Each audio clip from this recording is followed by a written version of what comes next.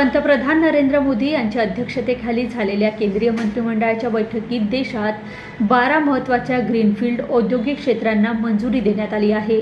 या 12 प्रकल्पापैकी एक प्रकल्प महाराष्ट्रात रायगड जिल्ह्यात दिघी बंदर इथं उभारला जाणार आहे। दिघी प्रकल्पातून निर्यातीला चालना दिली जाणार आहे। यासाठी 5,469 कोटी रुपयाचा निधी मंजूर करण्यात आला असून 1,14,183 रोजगार निर्माण होण्याची अपेक्षा आहे।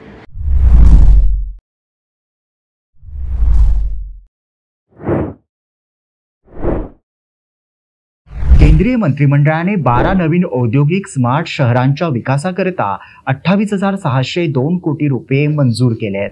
महाराष्ट्रातील रायगड जिल्ह्यातील दिघी बंदराच्या औद्योगिक विकासाचा मार्ग मोकळा झालाय।